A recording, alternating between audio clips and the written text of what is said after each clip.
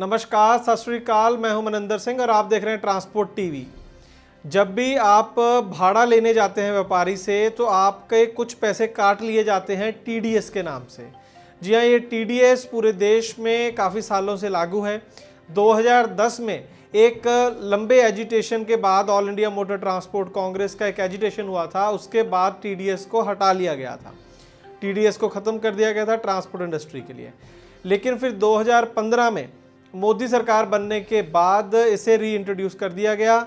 ये दोबारा से जो माल भाड़ा है उस पर ये हक दे दिया गया व्यापारी को कि वो टीडीएस काट सकता है।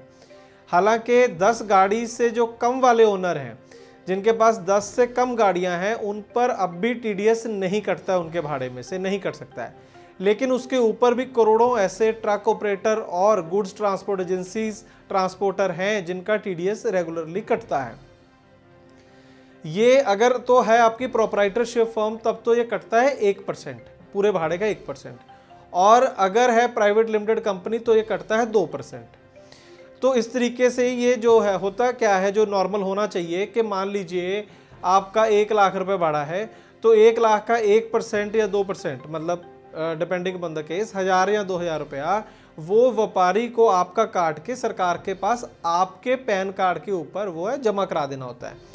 और उसके बाद जब आप साल बाद इनकम टैक्स रिटर्न भरते हैं तब आपका इनकम टैक्स में से एडजस्ट कर दिया जाता है। मान लीजिए आपका जो टीडीएस है वो बना 1 लाख रुपया और आपका जो इनकम टैक्स है वो बनता है 50,000 रुपया, तो आपको 50,000 रुपया गवर्नमेंट से रिफंड आ जाएगा। तो एक एग्जाम्पल के तौर पे मैंने बताया।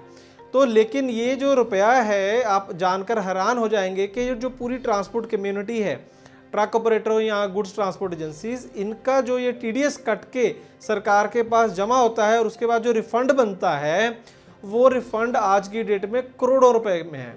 जी हाँ, करोड़ों रुपए सरकार के पास ट्रांसपोर्ट इंडस्ट्री के जमा कह लीजिए, बकाया कह लीजिए, जमा से तो गलत शब्द होगा, बकाया हैं जो सरकार नहीं दे रही है आज की डेट में। जी हाँ, ये आपको पूरी डिटेल में बताते हैं। जब भी इनकम टैक्स की रिटर्न जाती है उसके बाद लगभग 30 या 40 दिन के अंदर, ज़्यादा से ज़्यादा 60 दिन के अंदर आपका जो रिफंड होता है इनकम टैक्स का वो वापस आना चाहिए। और लेकिन 2017-18 जिसे ख़त्म हुए लगभग 1 साल हो गया और रिटर्न भरे भी 5-7 महीने हो चुके हैं, लेकिन अब तक 2017-18 का जो रिफंड था वो सेंट्रल गवर्नमेंट से अभी तक ऑपरेटर्स को, ट्रांसपोर्टर्स को नहीं मिला है। अगर एक आइडिया लगाएं कि ये कितना है, ये असल में जो मुद्दा उठाया है ये बॉम्बे गुड्स ट्रांसपोर्ट एसोसिएशन है, काफ़ी पुरानी हमारे देश की संस्था है महाराष्ट्र की। वहाँ पर अभिषेक गुप्ता जी हैं जो बीजीटीए के अंदर लीगल, इंश्योरेंस, बैंकिंग और जीएसटी के मामलों में जो कमेटी बनी हुई है उसके चेयरमैन नहीं है। सरकार से इनकी बातचीत लगातार होती रहती है, महाराष्ट्र में भी, सेंट्रल गवर्नमेंट से भी, इन मसलों के ऊपर। तो इन्होंने हमें बताया, इनका कहना था कि 2017-18 वाले रिफंड अभी तक हमें नहीं मिले हैं। और पीयूष गोयल जी उस टाइम पिछले साल अगस्त-सितंबर के आसपास की बात है, तभी इनकी मुलाकात भी उनसे हुई। तब उन्होंने एक लिस्ट भी उनको दी थी कि आप देखिए कि कितना हमारा जो बकाया आपकी तरफ है, ये आप जो हमारा पैसा क्यों नहीं लौटा रहे हैं। लेकिन हुआ कुछ नहीं। और उन्होंने कहा कि ये अंदाज़ा लगाना, ये लिस्ट बनाना तो एसोसिएशन के बस की बात नहीं है कि पूरे देश में ट्रक ऑपरेटर और जो ट्रांसपोर्टर्स हैं उनका कितना बकाया होगा। लेकिन एक एग्जांपल उन्होंने बताई। उन्होंने कहा कि हमने कुछ जो जान पहचान वाले ट्रांसपोर्टर थे उनसे लिस्ट मंगाई कि आपका बताइए कितना रिफंड बाकी है, सरकार की तरफ कितना पैसा बकाया। तो उन्होंने बताया, आप जानकर हैरान हो जाएंगे कि 35 से 40 ट्रांसपोर्टर्स थे सिर्फ, जो उन्होंने डेटा इकट्ठा किया, और उनका बनता था 30 करोड़ रुपया। जी हाँ, 30 करोड़ रुपए, लगभग एक ट्रांसपोर्टर का 1 करोड़ रुपया हो गया अप्रॉक्सीमेटली सरकार की तरफ जो रिफंड बकाया पड़ा है, लेकिन सरकार वो वापस नहीं कर रही है टाइम से। और बावजूद इसके कि पीयूष गोयल सीधा फाइनेंस मिनिस्टर से कंप्लेंट करने के बाद भी, जो डिपार्टमेंट सीधा उन्हीं के अंडर आता है, बावजूद इसके अब तक रिफंड नहीं मिला है। अब 2018-19 की भी रिटर्न भरने का टाइम आ गया है। इसका बकाया अलग से इकट्ठा हो गया होगा। अगर किसी का पहले 17-18 में करोड़ रुपया पड़ा है तो 18-19 में भी उतना पड़ा होगा, तो 2 करोड़ रुपया उस बंदे का बिना वजह सरकार के पास ब्लॉक हो गया। और अगर 30-40 बंदों का, 30-40 पार्टीज़ का 30 करोड़ रुपया होगा, तो आप अंदाज़ा लगा लीजिए कि पूरे देश के अंदर ट्रक ऑपरेटर्स और गुड्स ट्रांसपोर्ट एजेंसीज का मिला के कितना पैसा टीडीएस के रूप में सरकार के पास जमा है। एक अंदाजे के तौर पर लगभग 1000 से 1500 करोड़ रुपया ये हो सकता है जो इनकम टैक्स रिफंड के रूप में फंसा हुआ है। एग्जैक्ट अमाउंट जो है वो सरकार ही बता सकती है। अब इस मसले के 2-3 अहम पहलू हैं। पहला तो ये है कि हर बिजनेसमैन को अपना कारोबार करने के लिए कैश की ज़रूरत होती है। अक्सर उसने लोन लिया होता है अपने बिजनेस को चलाने के लिए, और ये कैश उसका फंसा हुआ है केंद्र सरकार के पास, कोई छोटी मोटी रकम नहीं है।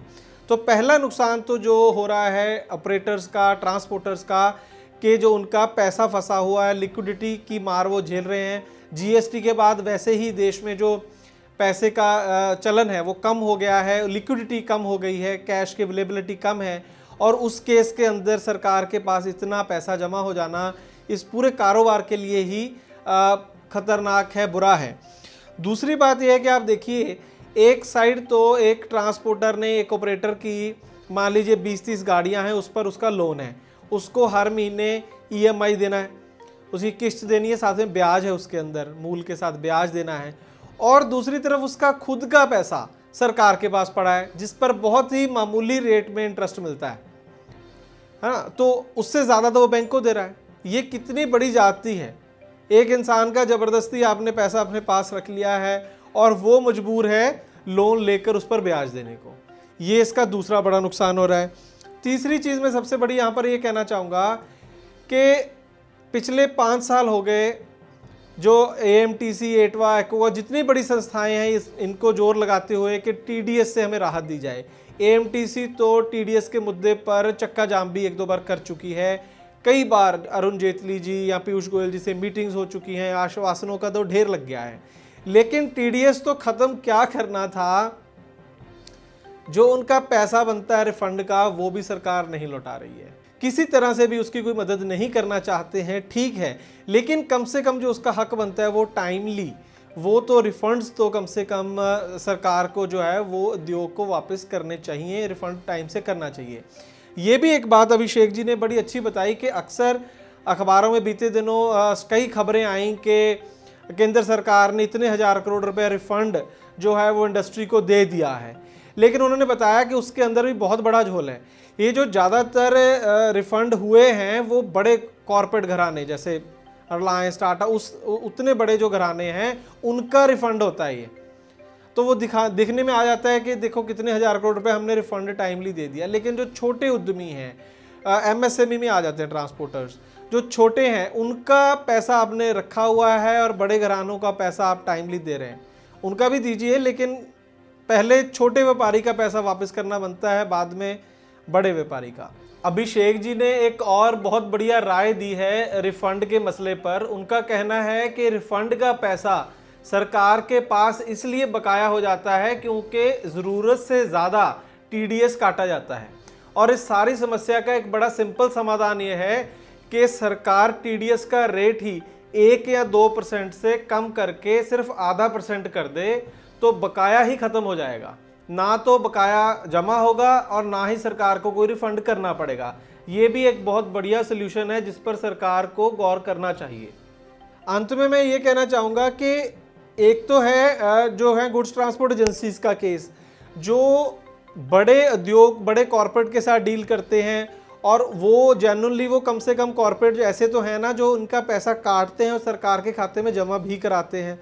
लेकिन जो ट्रक ऑपरेटर हैं, जो छोटे ऑपरेटर हैं, 10 ट्रक से ऊपर वालों की बात कर लीजिए, 10 से कम वालों तो टीडीएस उनको नहीं कटवाना है। उसके ऊपर मान लीजिए 12 ट्रक हैं, 15 ट्रक हैं, 20 ट्रक हैं, उनका तो जो व्यापारी है वो भाड़ा काट लेता है, और ज़्यादातर केसों में वो जो पैसा है वो केंद्र सरकार के पास जमा ही नहीं होता है। रिफंड कहाँ से आएगा?